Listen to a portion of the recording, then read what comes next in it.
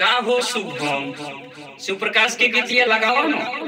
जौन होलिया में धूम मचौले बिया त हाई ला सुन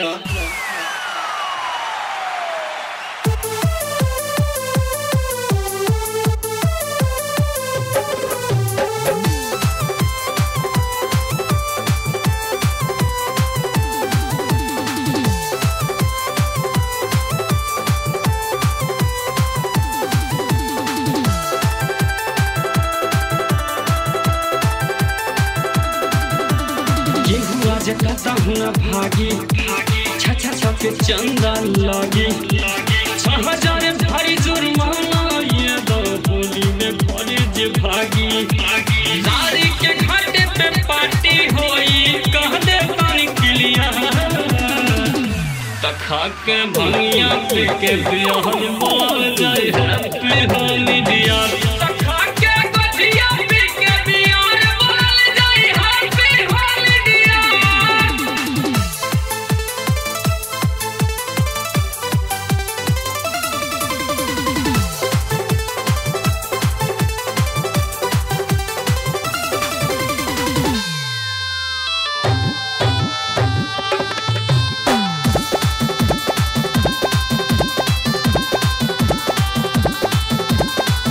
केहू कुछ लाई न खासे कमले साली आई है सासे दादा राम वाली के ताज बरफिया धनिया माऊ बाजार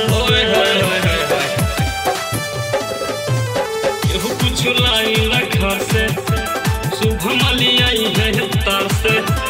काका तारा चंद के गरम जुलबिया धनिया माऊ बाजार से सराय हर खुद से खम्मा हर के भैया पे के बिहार बोल जाए हैप्पी होली डियर तखा के गठिया पे के बिहार बोल जाए हैप्पी होली डियर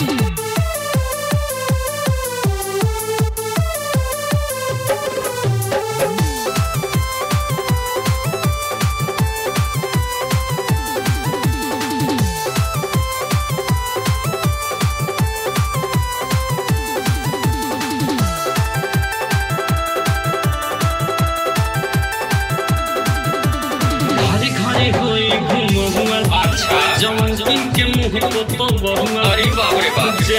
होई बूढ़ भाऊ जाई उनके गलन चवौआ गलवा नोच ले बका घरे घरे होई घुमहुआ जवन के मुँह को तो बहुआ जे होई बूढ़ भाऊ जाई उनके गलन चवौआ काका दादा के पंग पड़ल जाई और जे बासुनिया के भैया पे के बियाह बोल जाए हैप्पी होली डियर तखा के गठिया पे के बियाह बोल जाए हैप्पी होली डियर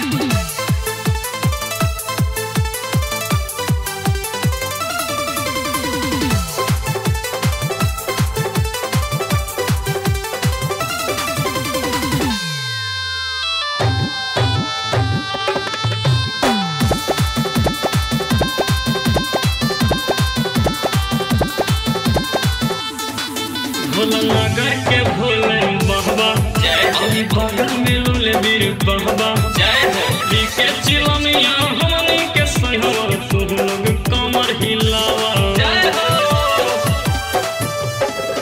भोला के भोले बहबा और बगल में लुले बीर बहबा के चिलमिया हमनी के सहवा तू लोग कमर हिलावा